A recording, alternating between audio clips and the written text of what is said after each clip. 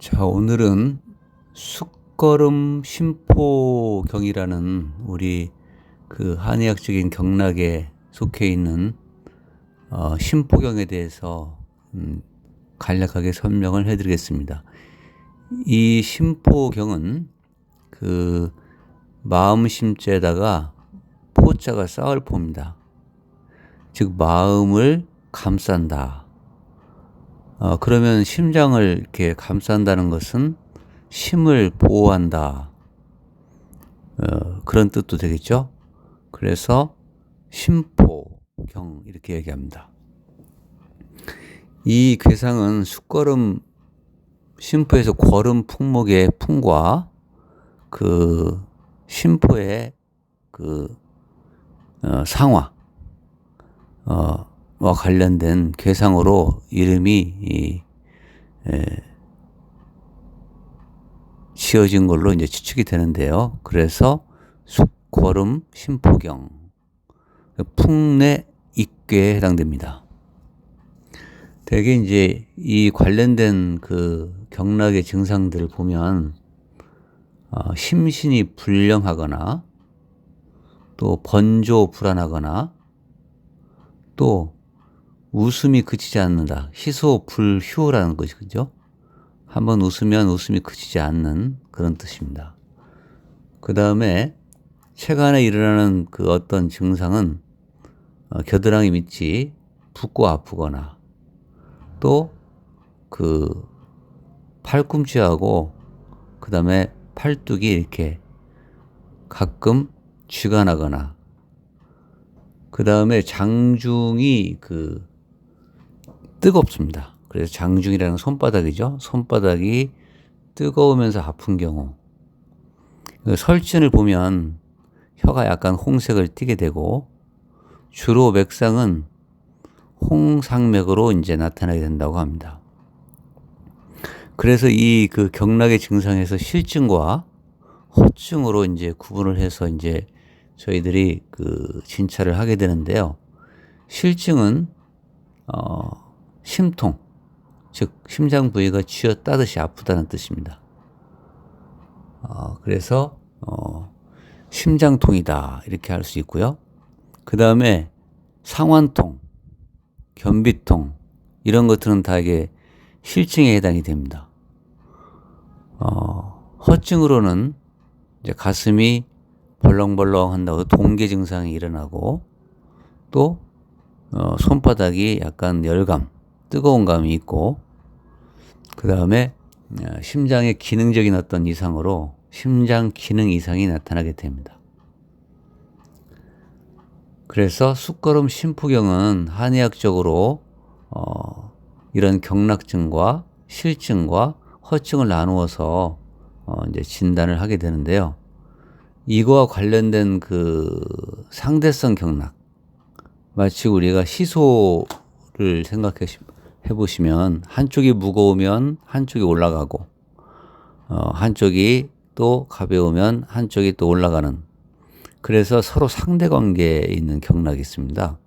그 경락은 족수양 담경, 뇌풍암께 해당되는 그러한 경락이 있습니다. 그래서 저희가 진단을 할 때 그 숫걸음 심포경을 보고 또 상대 경락인 족수양 담경의 경락의 에너지의 상태를 보게 됩니다.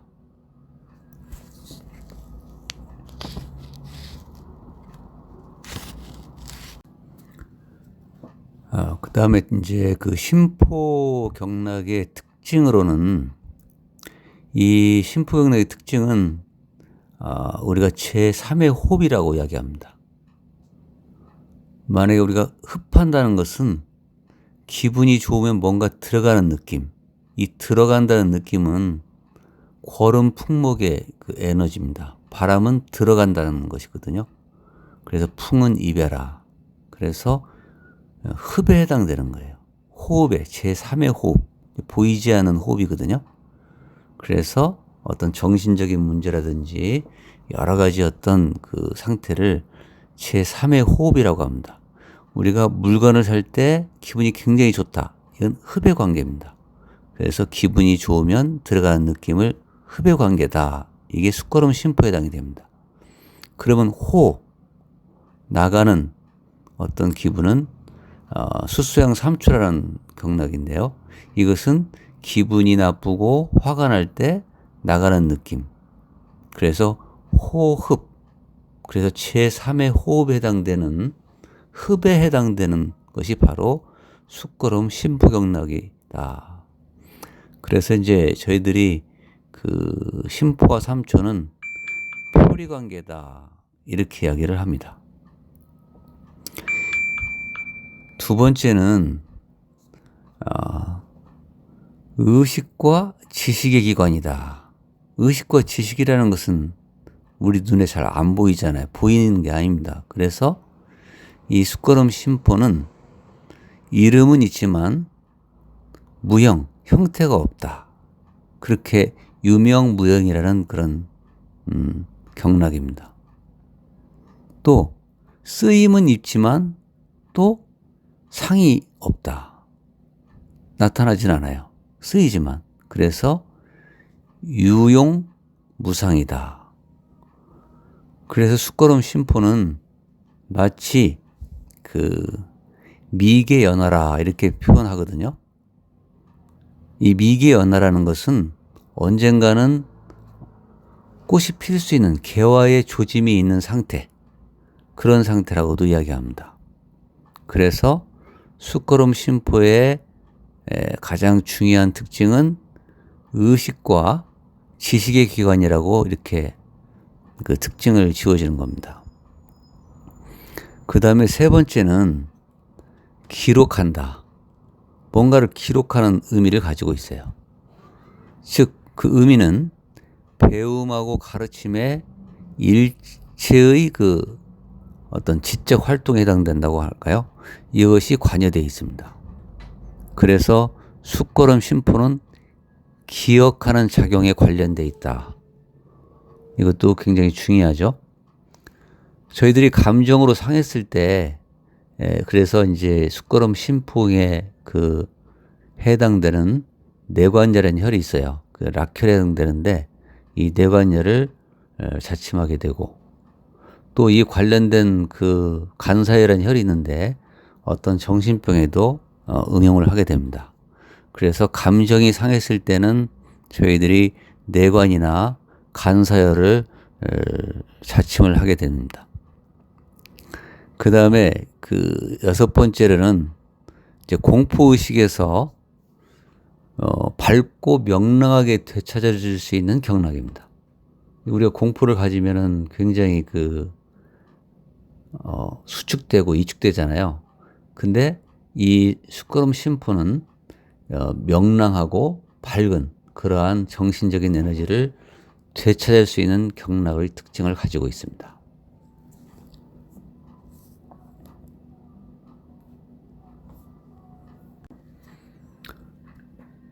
그 다음에 이제 그 숙거름 심포경의 괴상의 의미를 이제 살펴볼 수 있는데요. 대개 이제 그 채용이라고 합니다. 그래서 이 궐음풍목, 즉 숙거름 심포의 궐음풍목은 풍을 가리켜서 용의 상태인 상괴에 해당되고, 그 다음에 밑에 꾀인 그 채에 해당되는 하괴, 이것은 상화 경락으로 해서 우레레, 그 네 개에 해당됩니다. 그래서 두 개를 합쳐서 풍내익입니다. 그래서 그 주역 괴상의 뜻은 더할릭자, 이게 그 관련된 그 상을 가지고 있다. 그래서 이 숙거름 심포는 이 괴상의 의미를 추론해 보면 이 경락의 에너지가 어떤 에너지를 가지고 있는가, 이거를 알 수가 있습니다. 이 익이라는 것은 사람들을 유익하게 해주는 괴상을 의미합니다. 그게 무슨 이야기냐면요, 천도, 하늘의 뜻일 것 같아요. 하늘의 뜻과 그 하늘의 진리로서 이제 사람들을 이제 교화시키게 돼서 도덕적인 세계를 이룬다. 그래서 익이라는 것은 뭐 물건으로 도와주는 것도 물론 익이겠지만 이것은 어떤 하늘의 그 섭리라든지 하늘의 뜻이라든지 이런 진리가 사람들에게 어떤 좋은 그 도덕적인 그런 이념으로 도와준다. 이런 뜻으로 이해를 하시면 됩니다. 그래서 손상, 하늘의 그 위의 것을 덜어서 익하, 아래를 도와준다. 이런 뜻이거든요. 그래서 손상 익하에 관련된 경락이 숫걸음 신부경의 의미를 가지고 있습니다. 즉 위의 것을 덜어, 즉 하늘의 것을 덜어서 아래로 보태주는 상이다. 또한 이것은 어떤 의미에서 나를 덜어냄으로써 진리를 깨닫는 어떤 보탬을 얻을 수 있다. 이렇게도 해석할 수 있습니다. 마치 하늘이 비, 바람, 햇살로 베풀게 되면 땅이 이것을 받아서 만물을 생육하죠. 그래서 더 유익함이 끝이 없다. 그래서 손상익화의 계를 의미하는 겁니다. 그 다음에 그 더 나아가서 우리 자신에게는 공구수신께다. 이게 무슨 뜻이냐면요. 바람과 우레가 서로 돕는 형상이잖아요. 풍내니까요. 바람과 우레가 서로 돕는 상을 보고 이 선한 것을 잇는 바람이 옮기듯이 빨리 하고 옛날에 지나간 과거에 허물이 있다면 우레를 두려하듯이 신속하게 공구수신, 즉 자기 두려워하듯이 자기 몸을 잘 수양하라는 뜻입니다. 공구수신하라는 의미를 가지고 있습니다. 마치 바람이 일어나면 우레가 울고 우레가 있는 곳에 바람이 일어나듯이 마치 바람과 우레가 서로 돕는 상이다. 그래서 그 풍내 익기에 해당된다. 그래서 더할 익이라는 그 개념을 기억하시면 됩니다. 자, 그 다음에 이제 신포경이, 숫걸음 신포경이 하강된다. 우리가 진단을 해보면 이제 내려간다. 약하다. 약화됐을 때 우리 몸에 나타나는 증상들이 있습니다. 만약에 숫걸음 신포경이 약화되면 첫 번째 의욕이 없습니다. 그리고 도전 의지가 약한 사람이 이렇게 신포경이 약해요. 그리고 신포경이 약한 사람은 이제 아이디어가 풍부하지 못하다. 이런 특징을 가지게 되거든요. 아까 신포경이 들어가는 에너지를 가지고 있다고 했어요.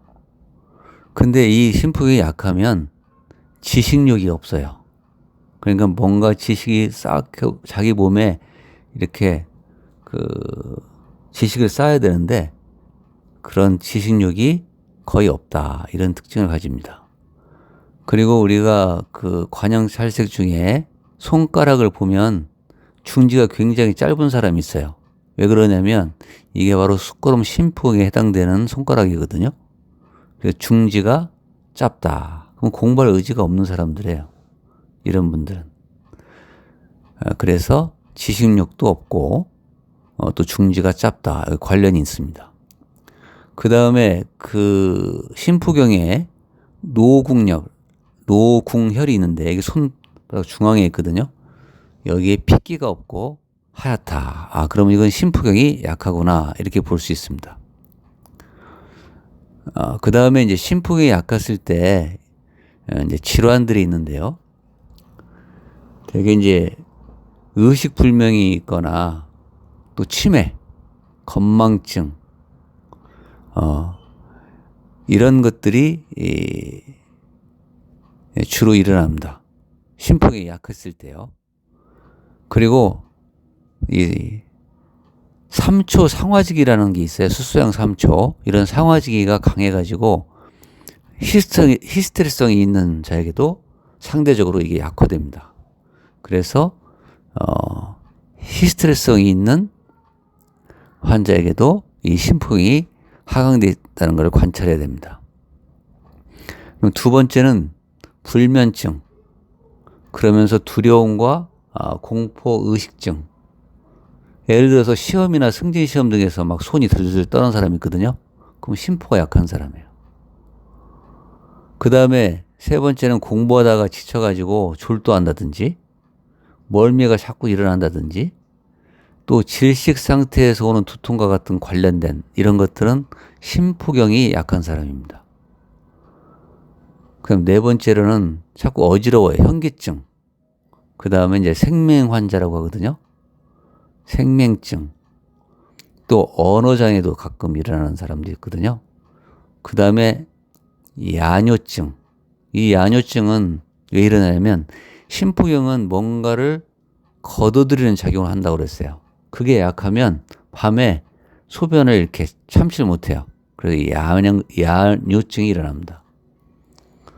그 다음에 이제 민망함의 소양직이다. 이런 것도 이제 한의학적으로 이제 표현을 하거든요. 그 다음에 트름이 자주 난다. 다섯 번째, 수포성 피부질환이 있어요. 이 피부질환이 물에 이제 수포가 마치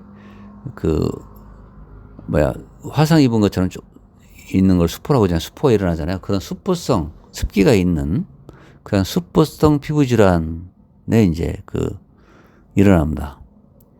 그 다음에 방귀. 이제 가스가 많이 차서 방귀가 많은 자. 또 식욕부진한 자. 왜냐면 심포경은 뭔가를 걷어들이는 작용을 한다고 했잖아요. 그럼 식욕도 같이 또 식욕이 부진하다. 그 다음에 장명증. 꼬록꼬록 배에서 이제 뭔가 물소리 같이 장이 움직이는 복명증. 농농유성이라고 하거든요. 그 다음에 여섯 번째는 일제의 누증이다. 누증은 셀루자예요. 소변을 자주 본다든지 설사를 자주 한다든지 누정증, 정액을 저절로 이렇게 정액을 흘린다든지 이거 다 모두 심포경이 약한 사람입니다. 그 다음에 이제 일곱 번째는 출혈병. 이제 코피가 난다든지 자궁출혈이 있다든지 조금만 부딪혀도 약간 멍이 든다든지 다 이게 바로 심포경이 약해서 오는 겁니다. 그 다음에 평고마비. 한쪽에 이제 자꾸 쥐가 나고 마비 증상이 온다. 그리고 이제 남자들 같은 경우는 털이 자꾸 이제 마르면서 자꾸 마비 증상이 종종 오는 경우가 있거든요. 이건 심포경이 약화됐다. 이렇게 봅니다. 그래서 이제 특징적인 또 증상으로는 이제 가슴이 두근거린다든지 손바닥이 뜨겁다든지 아까 이제 말했던 심장 기능에 이상이 오는 환자다. 이것이 이제 심포경이 약화됐을 때 일어나는 증상들입니다.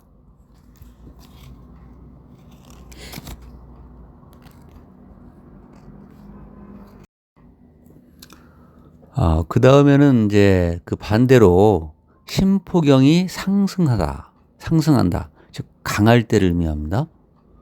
그래서 이제 아까 말했던 하강의 첫 번째, 두 번째 이제 반대 현상이 일어나겠죠. 의욕이 강합니다. 아이디어가 풍부합니다. 지식력이 강합니다. 이것이 이제 스크럼 심포경이 강할 때, 이 사람은 굉장히 의욕이 강한 사람이구나. 아이디어가 풍부하구나. 지식력이 강하구나. 이렇게 판단할 수가 있습니다.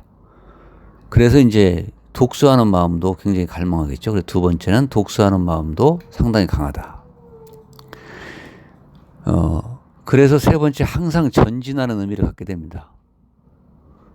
전진하면서 동시에 등불과 같은 리더의 자격을 갖춘 사람입니다. 마치 우리가 자동차에서 헤드라이트를 켜는 그런 리더십. 그래서 심포경이 강할 때 일어납니다. 심포경이 또 강한 사람은 중지가 굉장히 길어요. 또 굵어요. 길고 굵습니다. 그래서 가운데 손가락이 또 새파란 핏줄이 아주 유별나게 많은 사람은 이 사람은 심포경이 굉장히 강한 사람이다. 그리고 이제 관형찰색 중에서 눈이 또랑또랑합니다. 그리고 이런 사람들은 매사에 아는 척을 잘해요. 난 척도 하고. 그런데 남의 말을 잘 듣지 않아요. 어떤 의미에서는 더 나아가서는 거만하겠죠? 거만한 자. 또 말이 너무 많은 자. 이것은 바로 심포경이 강하다. 그래서 이런 것들은 다 언어장애와 반대 개념이잖아요. 그죠? 그래서 심포경이 강할 때는 이런 특징을 가지게 됩니다. 이거에 대한 그 심포경이 또 강하면 심장질환하고 견관절질환, 어깨가 아파요. 그래서 심장질환과 견관절질환이 왔다. 그러면 이 심포경도 관찰을 해야 됩니다.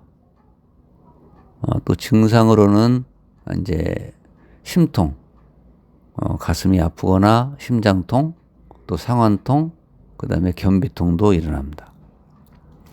그래서 우리가 이제 한의학적으로 여러 가지 이제 그 관형찰색이나 변증이나 이런 것도 이제 심포경의 그 하강과 상승, 약함과 강함을 진단할 수 있는데요. 요즘은 이제 경락 진단이라고 해서 이제 진단기로 진단을 하게 되면 이거를 확인할 수가 있는데요. 그 숫걸음 심포경락의 그 경락의 그래프하고 족수양 담경, 즉 풍내항의 그 경락은 상대 경락입니다. 서로 견제 역할을 해요. 그래서 상대 관계이므로 양측의 이제 격차를 확인을 해야 됩니다.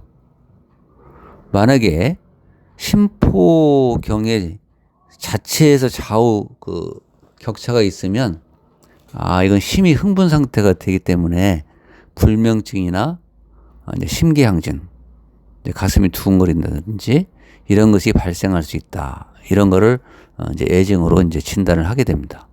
그래서 항상 경락 진단은 숫걸음 심포경하고 족수양 담경을 비교 관찰하고 또 그 자체의 경락에 좌우 편차가 있는지도 확인을 해야 됩니다.